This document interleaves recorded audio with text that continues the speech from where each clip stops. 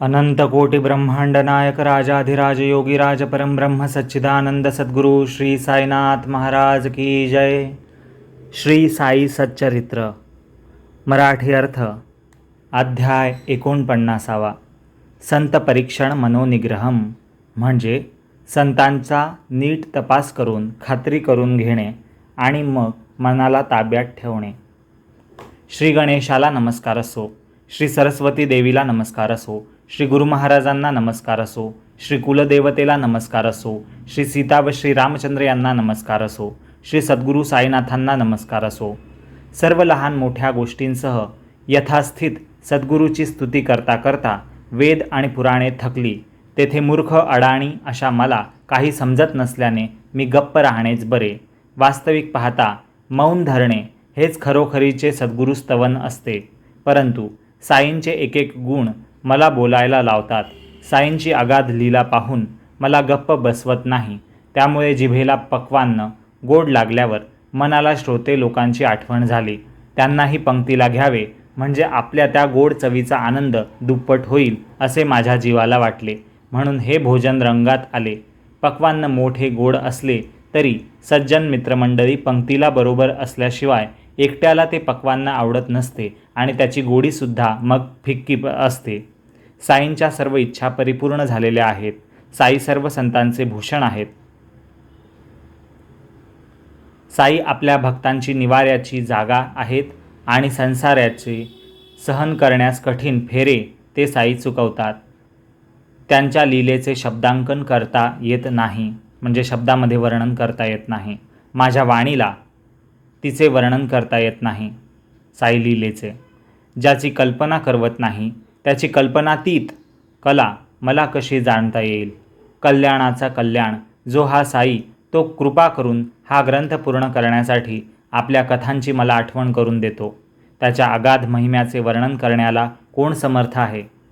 परा म्हणजे नाभी स्थानातील वाणीचे पहिले स्फुरण पोटात, जेथून परतून मागे फिरते तेथे पश्यंती म्हणजे हृदयस्थानी अल्पमात्र उमटणारी वाणीची दुसरी अवस्था तिथे, आणि मध्यमा म्हणजे कंठस्थानातील गळ्यातील मननात्मक वाणीची तिसरी अवस्था।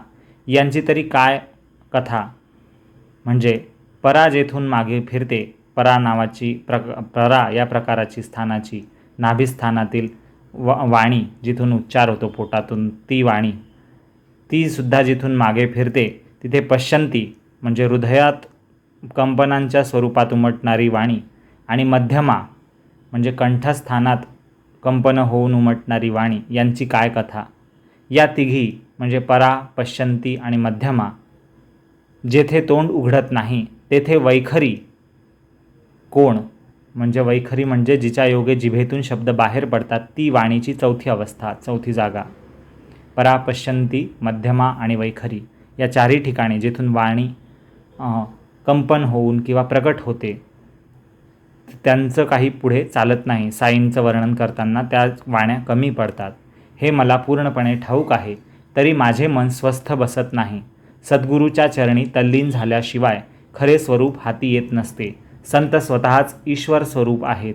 त्यांचा कृपेचा वरदहस्त म्हणजे आशीर्वादाचा हात प्रार्थावा म्हणजे प्रार्थना करावी।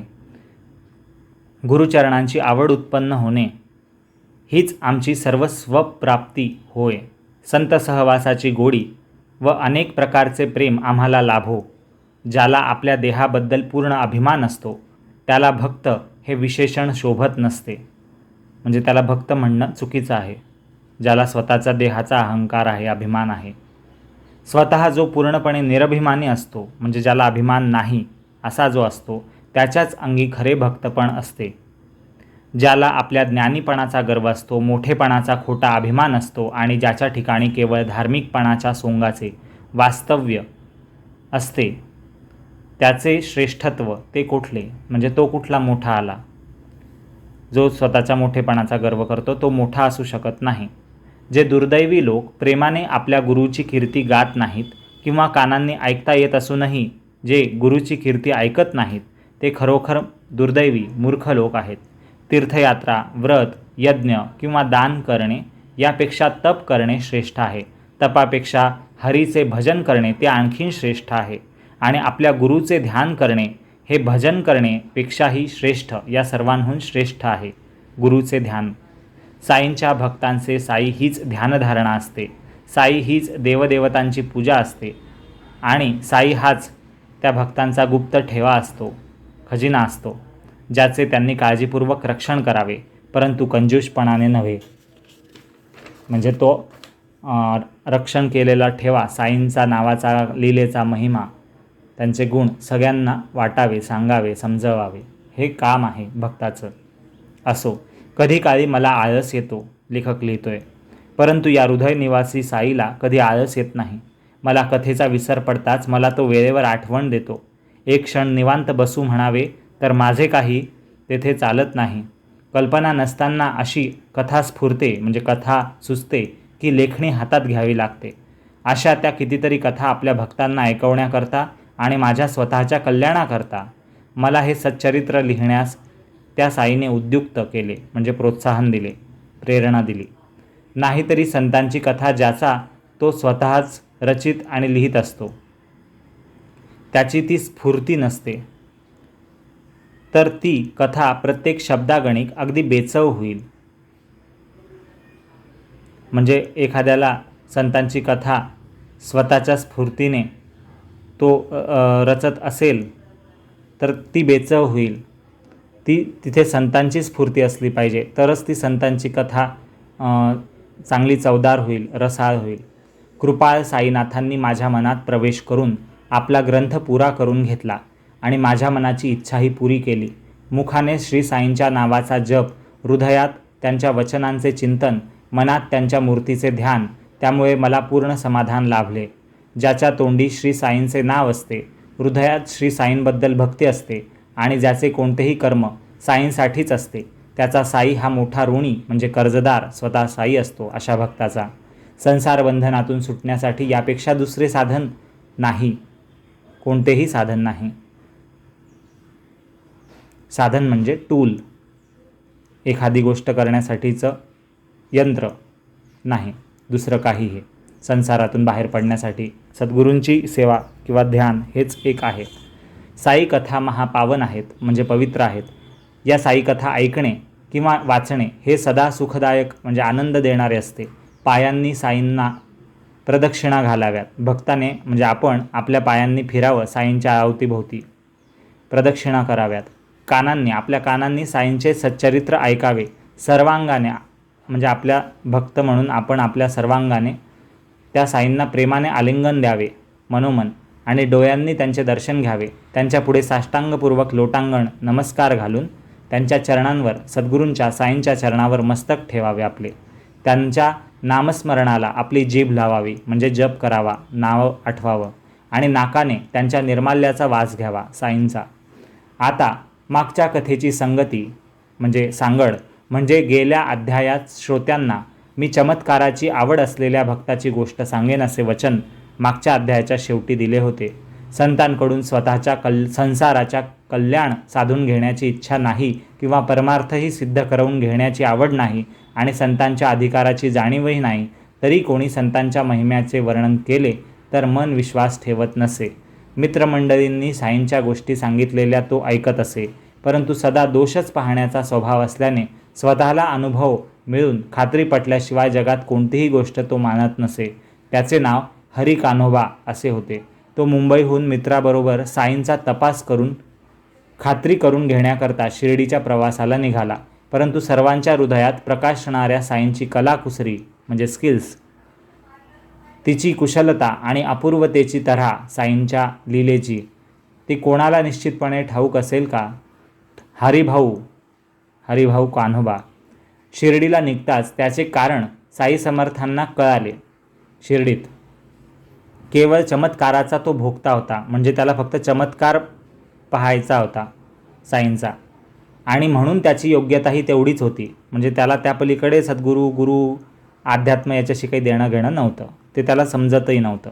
तितकीच चुणूक दाखवून त्याला सर्वस्वी आपलासा करून घेतला साईंनी आणि त्याच्याही श्रमांचे सार्थक केले. संत खरेच युक्ती लढवणारे असतात.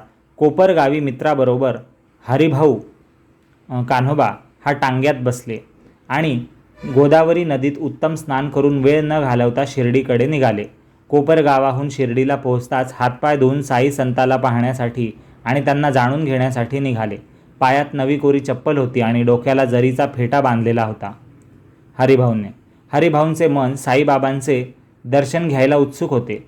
मशिदीकडे गेल्यावर दुरून साईंना पाहून त्यांना वाटले हरिभाऊंना की जवळ जाऊन साईंना लोटांगण घालून नमस्कार करावा, परंतु त्यांना त्यांच्या चपलांची अडचण आली. त्या चपला ठेवायला सुरक्षित असे स्थान नव्हते. मग तेथेच एक कोपरा पाहून त्यात त्यांनी त्या सरकवून दिल्या आणि ते वरती सुरक्षित मानून दर्शनाला गेले. हरिभाऊंनी प्रेमाने साईंच्या चरणांना नमस्कार केला आणि उदी प्रसाद घेऊन ते परत मशिदीच्या बाहेर परतले. वाड्यात जाण्यासाठी निघाले. पायात चपला घालण्यास गेले तो त्या शोधूनही मिळेनात, म्हणजे सापडत नव्हत्या. मग आशा सोडून दुःखी चेहऱ्याने ते अनवाणी म्हणजे चप्पल बूट काहीही पायात न घालता तर अशा रिकाम्या पावलांनी, कोऱ्या नागव्या पावलांनीच ते परत आलेत.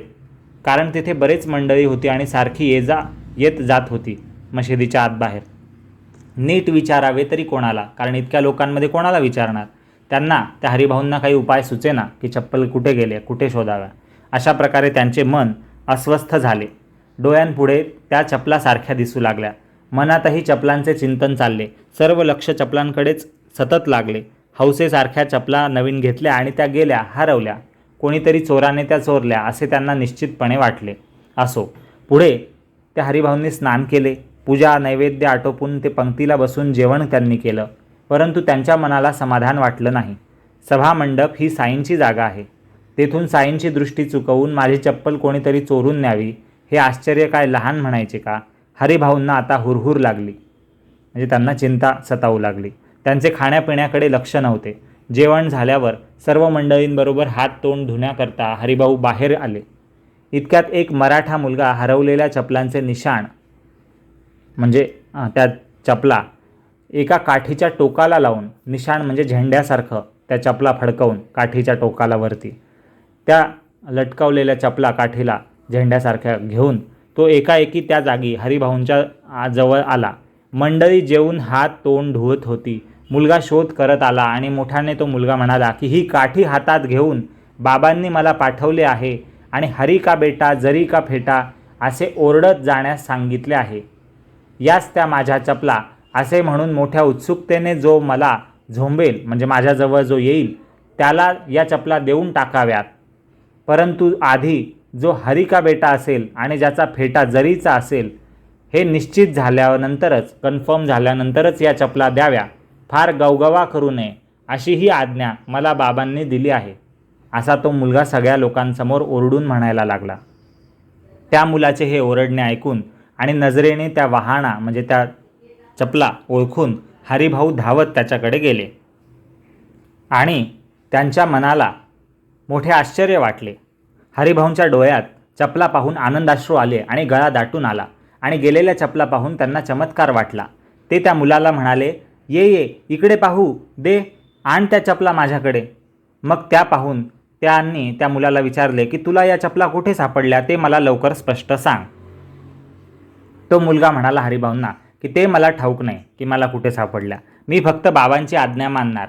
हरी का बेटा असेल त्याने मला जरीचा फेटा दाखवावा, त्यालाच मी या चपला देईन. दुसरी कोणती ओळख मला पटणार नाही. बाबांच्या या खुणा जो मला पटवेल, म्हणजे पटवून देईल, तोच या चपला घेईल, असं तो मुलगा म्हणाला. हरिभाऊंनी अरे पोरा, त्या माझ्याच चपला आहेत असे म्हटले तरी तो पोरगा त्यांना त्या चपला देईना. मग त्या हरिभाऊंनी त्या पोराच्या मनाला बाबांच्या सर्व खुणा पटवल्या. ते म्हणाले, अरे पोरा, मीच हरी आहे, कान्होबाचा बेटा. हे शब्द अगदी खरोखर सर्व दृष्टीने मलाच लागू पडतात. आता हा फेटा जरी माझा जरीचा फेटा आहे माझ्याकडे, हा पहा, म्हणजे तुझ्या मनाचा संशय फेटेल. हरी का बेटा म्हणजे हरी कान्होबा, हरी का बेटा, हरी कान्होबा. असा कान्होबाचा मुलगा मीच आहे, हरी नाव आहे, हरिभाऊ नाव आहे माझं, तो मीच आहे. म्हणजे तुझ्या मनाचा संशय आता फिटेल हा फेटा पाहून जरतारी, आणि मी या चपलांचा मालक ठरेन, दुसऱ्या कोणाचा त्यावर दावा इथे चालणारही नाही आहे, असं हरिभाऊ त्या मुलाला म्हणाले. तेव्हा मुलाची समजूत झाली आणि त्याने त्या चपला हरिभाऊंना दिल्या. अशा प्रकारे हरिभाऊंची मनाची इच्छा पूर्ण झाली आणि साईबाबा संत आहेत याचा त्याला अनुभव आला. माझा फेटा जरीचा आहे हे सांगणे त्या मुलाच्या तोंडून साईंनी, हा म्हणजे मोठा चमत्कार आहे. तो तर माझ्या डोक्यावर आहे आणि सर्वांना दिसत आहे, परंतु मी दुसऱ्या परक्या गावी असताना शिर्डीला मी प्रथमच माझी फेरी म्हणजे येणं झालेलं असताना साईबाबांना माझं नाव कसं ठाऊक?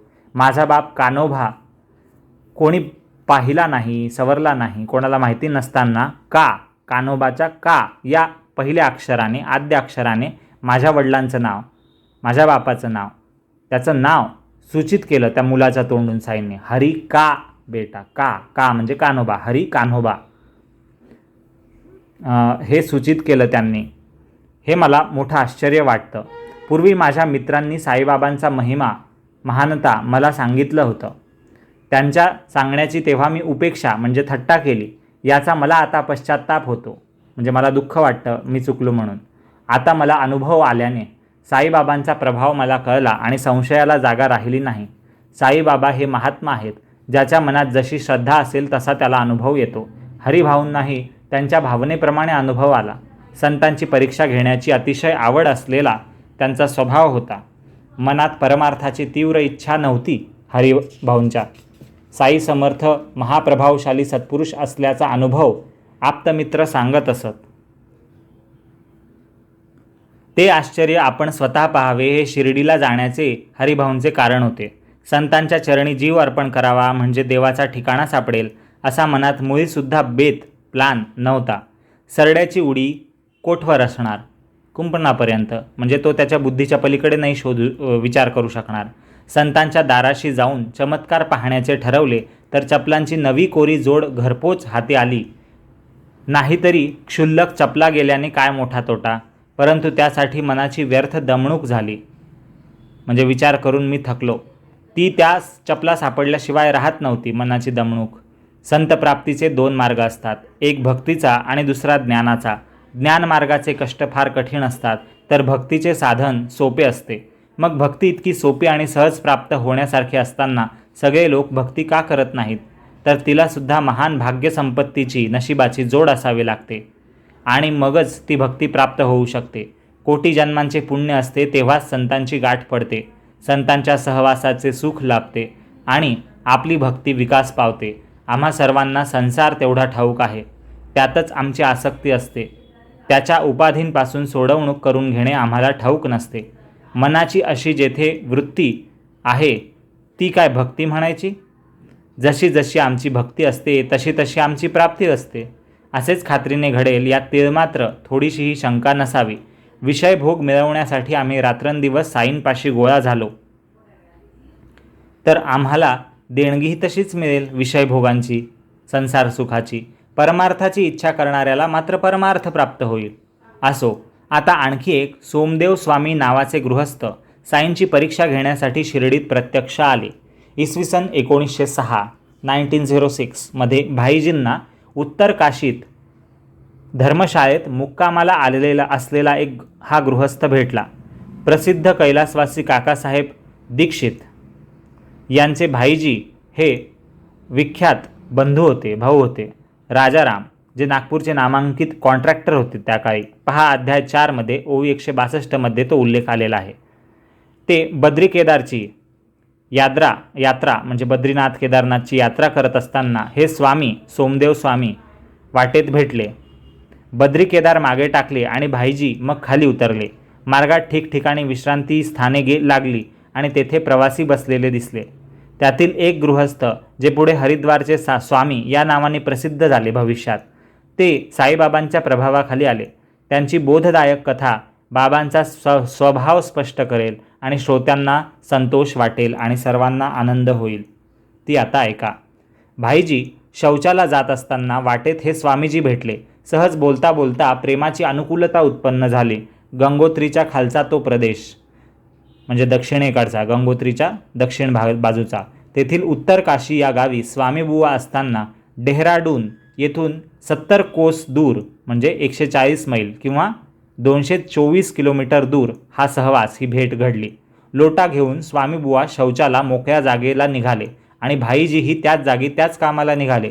सुरुवातीला दोघांची नजर भेट झाली, पुढे वाटेत प्रत्यक्ष भेट झाली आणि नंतर एकमेकांच्या कुशल समाधान गोष्टी चालल्या. विचारपूस करत असताना परस्परांचा स्नेह झाला आणि एकमेकांचा ते पत्ता ठिकाणा विचारू लागले. भाईजी म्हणाले की तुमचे हरिद्वार येथे राहणे आहे, आम्ही नागपूर येथे राहतो. कधी त्या बाजूला येणे झाले नागपूरकडे तर आम्हाला आपण दर्शन द्यावे. तिकडे यात्रा करत आलात तर आमच्या घराला पावन करावे. आम्हाला आपले पुन्हा दर्शन द्यावे आणि आमची थोडीशी सेवा चाकरी ग्रहण करावी. आमची आठवण असू द्यावी. आमच्या घराला आपले पाय लागावे, हीच आमची विनंती आहे. भाईजींच्या या बोलण्यावर स्वामीजी म्हणाले की नारायणा तुमची ही इच्छा पूर्ण करेल. जो नारायण म्हणजे परमेश्वर आहे तो तुमची इच्छा पूर्ण करेल. असो. इसवी सन 1906 साली उत्तर काशीच्या खाली एकमेकात अशा प्रकारे हे बोलणे होऊन गेले. दोघांनीही एकमेकांचा पत्ता विचारून घेतला. मग शौचाची मोकळी जागा जवळ आलेली पाहून एकमेकांना सोडून ते निघाले. पुढे 5 वर्षांचा काळ गेल्यावर आणि साईंच्या समागमाची वेळ आल्यावर, भेटीची वेळ आल्यावर स्वामीजींना भाईजींच्या भेटीची मोठी तळमळ लागली. जे स्वामीजी उत्तर भारतात होते ते भाईजींकडे नागपूरला यावं असं त्यांना वाटलं 5 वर्षांनी. इसवी सन 1911 म्हणजे 5 वर्षांनी 11 साली स्वामीजी नागपुरास आले. तेथे श्री साईनाथांच्या पवित्र गोष्टी ऐकून त्यांना आनंद झाला. भाईजींनी शिफारसपत्र देऊन शिर्डी क्षेत्री सुखाने पोचवण्याची, स्वामीजींची शिर्डीला पोचण्याची सर्व व्यवस्था भाईजींनी केल्यावर स्वामींनी नागपूर सोडले. मनमाड स्टेशनवर उतरल्यावर कोपरगावची गाडी स्वामींना तयारच होती. पुढे कोपरगावला टांग्यात स्वार होऊन मोठ्या आनंदाने साईबाबांच्या दर्शनाला ते स्वामीजी निघाले. कोठेही जा, साधूंचे वागणे किंवा त्यांचे राहणे चालणे एकाचे एक तऱ्हेचे तर दुसऱ्याचे आणखी वेगळ्या तऱ्हेचे असते. सारखे कोठे कधी एकसारखे नसते. एका संताचे वागणे दुसऱ्याला मान्य नसते. म्हणून संतांच्या योग्यतेचा किंवा अयोग्यतेचा अंदाज करण्याचे हे साधन नव्हे. म्हणजे दोन्ही साधू एकसारखे वागतात आणि एकसारखे राहतात तरच ते साधू आहेत, आणि एक साधू वेगळ्या पद्धतीने राहतो, वागतो, त्याचे कपडे, खाणंपाणं, त्याचे विचार, त्याची भाषा ही वेगळं आहे म्हणून तो साधू त्या योग्यतेचा नाही, असं अंदाज करणं हे चुकीचं आहे. हे साधनच चुकीचं आहे. हे मोजमापाचं जे प्रमाण आहे की योग्यतेचा आणि अयोग्यतेचा अंदाज करण्याचं हे साधन नाही आहे, जर ते एकसारखे नसतील संत दिसणारे, वागणारे तर. कारण की प्रत्येकाची वेगळी एक तऱ्हा असते. संतांच्या दर्शनाला जाणाऱ्याला हा विचार कशाला हवा? त्यांच्या वागण्याकडे लक्ष दिले तर आपले कल्याण गमावून बसावे लागेल. स्वामीजींच्या स्वभावाची घडण अशी होती की त्यांच्या मनात नेहमी तर्कवितर्क म्हणजे लॉजिकच्या गोष्टी, इलॉजिकल गोष्टी अशा उठत असत. लांबून शिर्डीतील मशिदीवर निशाणे दिसताच त्यांच्या मनात शंका उठल्या की मशीद आहे आणि तिथे झेंडे आहेत. त्यांच्याबरोबर असलेल्या लोकांनी मशिदीच्या कळसाचे निशाण दुरून नजरेच्या टप्प्यात येताच प्रेमाने त्याला नमस्कार केला की हे साईंचं स्थान आता आपण पाहणार आहोत म्हणून. पुढे साईंचे दर्शन घडणार म्हणून मन उत्सुक झाले होते, तरी समोर निशाण दिसल्यावर त्याची उपेक्षा त्यांना करवेना. निशाणाच्या दर्शनाने मनात प्रेम प्रगट होणे हा तर सर्व ठिकाणचा नेहमीचाच अनुभव आहे. हे तर भक्तीचे आणि प्रेमाचे लक्षण आहे. यात विलक्षण वेगळं असं काहीच नाही. परंतु स्वामींच्या कुत्सित मनात दुरून त्या निशाणांना पाहून कल्पनांवर कल्पना उठल्या. किती विचित्र रचना त्यांच्या मनाची. स्वामीजी ते झेंडे मशिदीवरचे पाहून विचार करायला लागले. झेंडे म्हणजे निशाण. निशाण लावण्याची मनात आवड हे काय साधुत्वाचे लक्षण म्हणायचे? निशाण देवळावर लावावे, आपल्या निवासस्थानावर लावणे म्हणजे साधुत्वाला कमीपणा आणणे होय. अशा प्रकारे साधू मान सन्मान मागत असेल तर ही त्याची केवळ लोकेशणा म्हणजे लोकसंग्रह करण्याचा त्याचा हव्यास आहे. अशाचे साधुत्व माझ्या मनाला पटत नाही. हा त्या साधूचा उणेपणा आहे. असं ते साईंबद्दल विचार करायला लागले भेटण्याआधीच. तात्पर्य सांगायचे म्हणजे जशी स्वामीजींच्या मनाची समजूत होती तसा साईबाबांच्या साधुत्वाबद्दल त्यांनी निर्णय घेतला आणि आपल्याला त्यांचा अनुग्रह, त्यांची कृपा नको असा त्यांनी निश्चय केला. आपण उगीच येथपर्यंत आलो असे वाटून स्वामींच्या मनात मोठा अनादर उत्पन्न झाला साईंबद्दल आणि तात्काळ तेथून परत फिरण्याचा, मागे जाण्याचा, निघून जाण्याचा शिर्डीतून बाहेर त्यांनी पक्का बेत केला. ते विचार करायला लागले स्वामीजी मनात की हा तर लोकेशणाचा म्हणजे लोकांना दिखावा करण्याचा पोकळ दिमाग आहे. साधूला मान कशाला हवा? निशाण पाहून म्हणजे झेंडा पाहून मला याहून दुसरा काही अंदाज येत नाही. निशाणाने हा साधू आपला मोठेपणा दाखवू इच्छितो, हाच याच्या साधुत्वाचा कमीपणा आहे. याच्या दर्शनाला मी कशाला जावे? हे असले दर्शन घेऊन मन शांत कसे होईल? हे तर धार्मिकतेच्या सोंगाचे निशाणाच्या रूपाने प्रदर्शन आहे. यामुळे माझ्या मनाला समाधान मिळणार नाही. आता आल्या वाटेने घरी परत जावे. दर्शनाला जाण्याचा विचार बरा दिसत नाही. खरोखरच मी फजित झालो. असं ते स्वतःशी म्हणायला लागले आणि पश्चात्ताप उगाच करायला लागले. त्यावर बरोबरीचे प्रवासी जे त्यांच्यासोबतचे यात्रेकरू होते ते त्यांना म्हणाले स्वामीजींना की इतके दूर तुम्ही मग कशासाठी आलात? नुसती निशाणे पाहून मनाची वृत्ती इतकी क्षुब्ध दुःखी का झाली? आता आपण शिर्डीजवळ आलो आहोत. तेथे मग रथ, पालखी, घोडा वगैरे सर्व सरंजाम पाहून मनाला तर किती तळमळ लागेल. त्यांचे हे बोलणे ऐकून स्वामी आणखीनच बिघडले. नगारे, पालखी, घोडे जवळ असलेले बडे मिजासी साधू मी काय कमी पाहिले आहेत? शिर्डीचा विचार बरा नव्हे. आता नदीचा रस्ता धरावा म्हणजे गोदावरीकडे जावं, नदी ओलांडून निघून जावं शिर्डीतून. असा विचार मनात येऊन ते सोमदेवजी स्वामीजी परत निघाले. मग बरोबरीचे वाटसरू त्यांना आग्रह करू लागले. बाकीचे लोक म्हणायला लागले की आता आपण येथवर आलेला आहात तर माघारी फिरू नका. आल्यासारखे जरा पुढे चला. भलतेच तर्क करू नका. मशिदीवर हे जे निशाण उडते त्याच्याशी साधूचा काहीच संबंध नाही. या साधूला निशाणाची, झेंड्याची गरज नाही. याला मोठेपणाची किंवा मानापमानाची किंवा मानपानाची आसक्ती नाही. गावकऱ्यांना ही सजावट आवडते. शिर्डीतल्या लोकांना त्यांच्या भक्तीचे हे प्रतीक आहे आणि तीच हे निशाणे लावण्याचं कारण आहे. तुम्ही निशाणाकडे पाहू नका म्हणजे झेंड्यांकडे पाहू नका. जाऊन नुसते दर्शन घ्या साईंचे. तेथे एक क्षणही राहू नका. लगेच परत निघून जा. असं लोक म्हणायला लागले. इतक्यात शिर्डी जवळ आली आणि तो सरळ उपदेश ऐकून स्वामीजींना वाटले की मनाची मळमळ काढून टाकावी. एकदाचं दर्शन एकदा घेऊन घ्यावं म्हणजे पुन्हा हळहळ वाटायला नको. असो, श्री साई समर्थांच्या दर्शनाने स्वामी विरघळून गेले. डोळ्यात प्रेम भरून आले आणि कंठ सद्गदित होऊन दाटला जेव्हा त्यांनी साईंना पाहिलं समोर. त्यांचे मन सुप्रसन्न झाले. स्वामीजींचे डोळे उल्हासाने सुखसंपन्न झाले आणि बाबांच्या चरणधुळीत स्नान कधी करीन असे त्यांना झाले. ते सुंदर रूप पाहून स्वामींचे मन आणि दृष्टी एकाग्र झाली आणि ते बाबांकडे टकमक पाहतच राहिले. प्रेमाच्या अतिरेकाने ते अडकले गेले. स्वामीजी मनाचे कुतर्क जिरले. जे लॉजिक इलॉजिकच्या गोष्टी होत्या ते बाजूला राहिलं. चित्त दर्शनाच्या आनंदात विरले, हरवले. बाबांचे सगुण रूप डोळ्यात मुरले म्हणजे साठवले गेले आणि बुवा ते स्वामीजी तल्लीन झाले. थोर महात्म्याला डोळ्यांनी पाहून सोमदेव स्वामींना मोठा आनंद झाला. त्यांचा आत्मा शांत झाला आणि वाटले की आता आपण इथे शिर्डीतच राहावे. नुसत्या दर्शनानेच त्यांचा संशय मावळला. बुद्धी आपल्या जागीच गप्प बसली. वेगळेपण सगळे विरघळले आणि आत बाहेर ऐक्य झाले. शब्द न फुटल्याने मौन पडले. डोळ्यांची उघडझाप थांबली. हृदय आत बाहेर चैतन्याने घेरले गेले आणि मन तल्लीन झाल्याने समाधान पावले. आधी निशाणे पाहून ते मागे फिरले होते. मग प्रेमाच्या आवेशाने अश्रूंनी डबडबले. सात्विक अष्टभावांनी उभडले आणि बाबांच्या प्रेमाने वेढले. जेथे मन पूर्ण रंगले तेच आपले खरे स्थान होय. हेच आपल्या गुरुचे शब्द बुवांना आठवले आणि बाबांशिवाय आपल्या मनात त्यांना प्रेम बाबांविषयी आपल्या मनात त्यांना प्रेम दाटून आले. बुवा हळूहळू ते स्वामीजी हळूहळू पुढे येऊ लागले. तो साई महाराज रागाला चढू लागले आणि शिवांची लाखोली सगळ्यांसमोर वाहू लागले. तो बुवांची प्रीतीही दुप्पट वाढू लागली.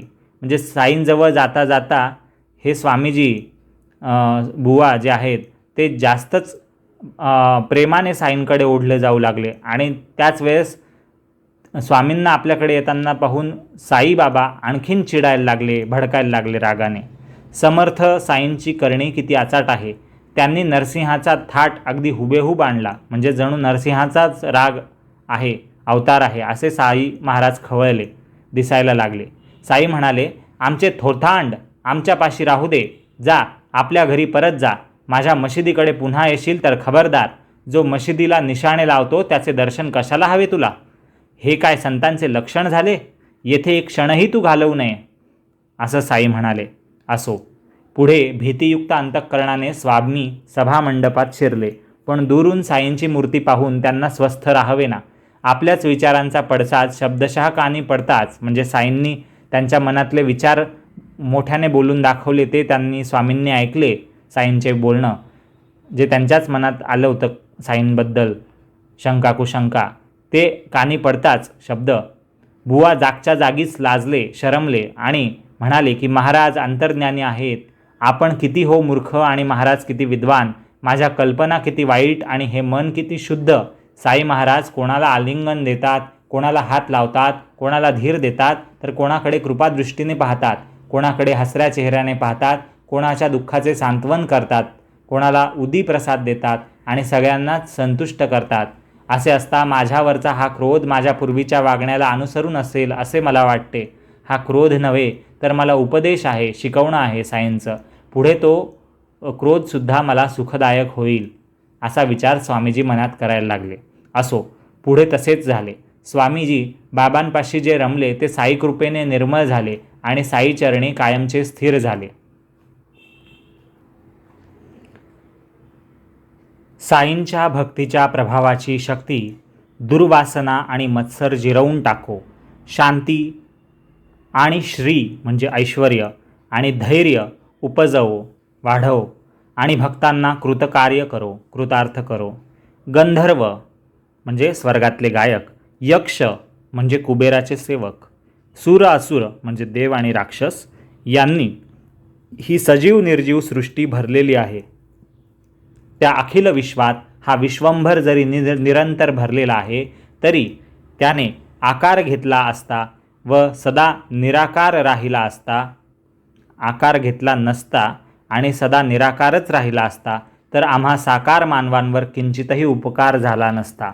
सारांश म्हणजे लीलेने शरीर धारण करून साईंनी लोकसंग्रह म्हणजे समाजव्यवस्थेचे रक्षण करण्यासाठी किंवा दुष्ट दुर्जन लोकांच्या मतांचा विरोध केला नसता तर भक्तांवर त्या साईंचा, त्या ईश्वराचा आणि सद्गुरूंचा अनुग्रह कृपा कसा झाला असता, अनुग्रह कसा झाला असता.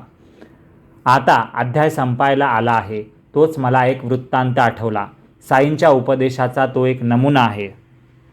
विश्वास ठेवील त्याला तो हितकारक होईल. वृत्तांत अगदी लहान आहे, लक्षात ठेवील त्याचे कल्याण होईल. म्हणून श्रोत्यांना मी विनंती करतो की एक क्षण माझ्याकडे मन लावा. एकदा भक्त म्हाळसापती आणि नानासाहेब चांदोरकर मशिदीत बसले असताना एक अपूर्व घटना घडली, ती ऐका.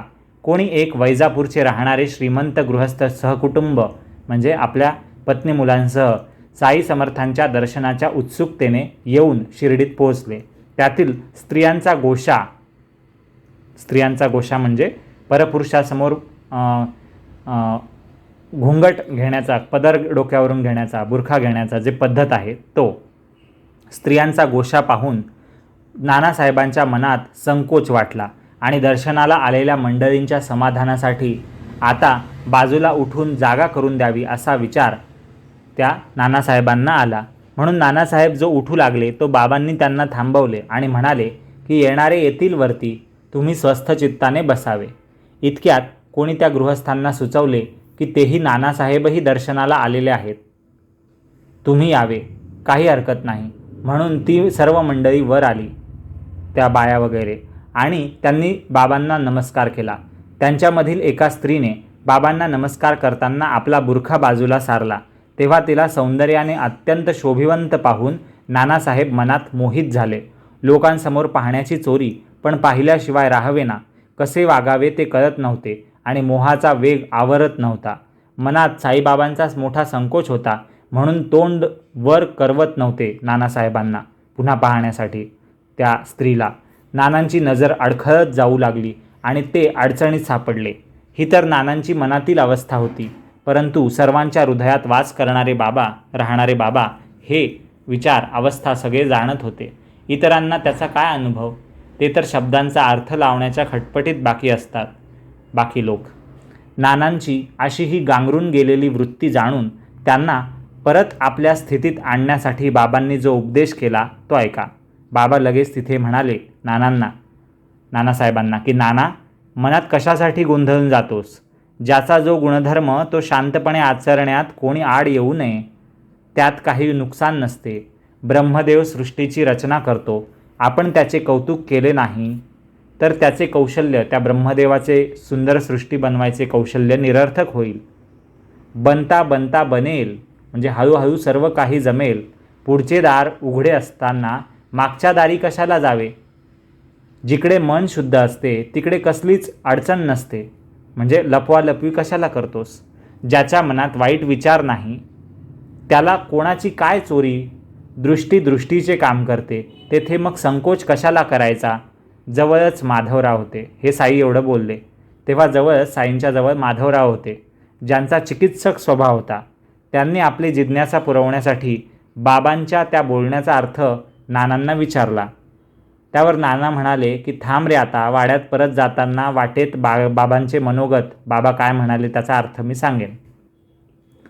असो, मग क्षेमकुशल ओळख वगैरे सगळं संपल्यावर साई समर्थांना नमस्कार करून नानासाहेब आपल्या मुक्कामाला निघाल्यावर माधवरावही त्यांच्याबरोबर नानांबरोबर निघाले. त्यांनी लगेच नानांना विचारले की नाना, बनता बनता बनेल वगैरे बाबांचे जे बोलले ते बोलण्याचा अर्थ स्पष्ट करून सांगाल का? अर्थ सांगायला नानांचा जीव होत नव्हता आणि त्यांनी उडवाउडवी चालवली. त्यामुळे माधवरावांचा संशय अधिकच वाढला आणि त्यांचे मन गप्प बसेना.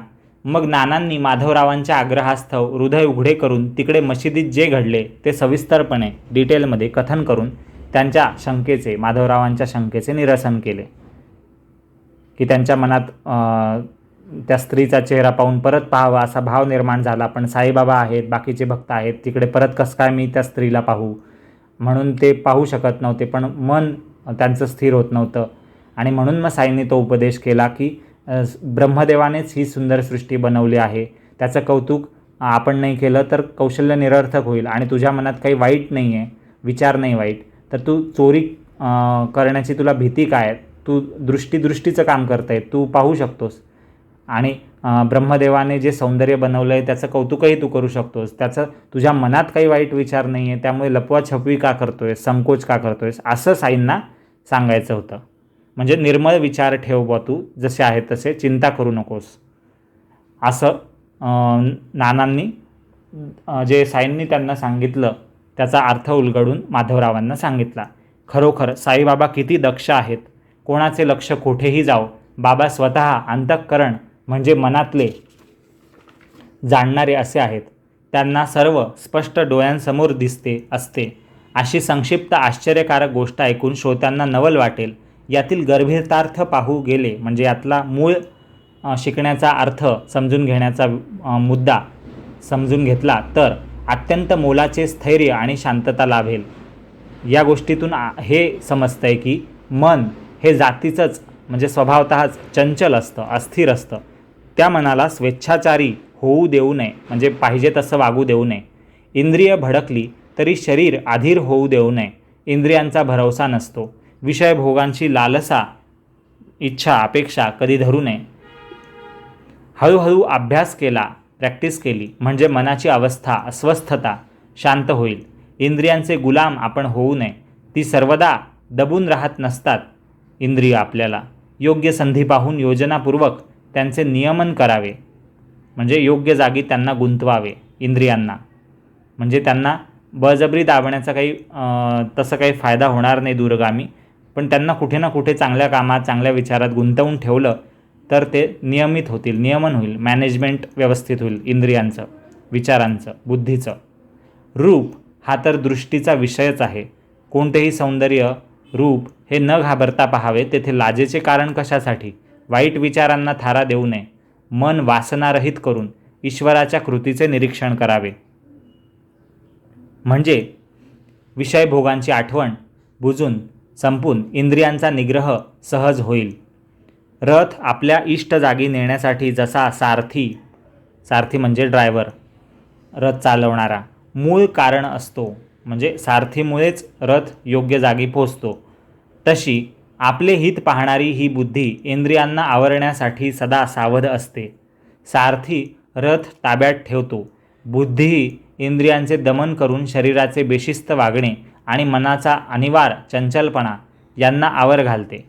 शरीर, इंद्रिये, मन यांच्यासह जो जीव त्याचे विषयांचे भोगणे संपले की त्याला वैष्णवपद प्राप्त होते,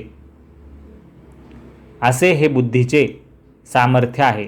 शरीर, इंद्रिय, मन यांच्यासह जो जीव असतो त्याचे विषयांचे भोगणे संपले की त्याला वैष्णवपद प्राप्त होते, असे हे बुद्धीचे सामर्थ्य आहे. म्हणजे बुद्धीकडे एवढी कॅपॅसिटी आहे.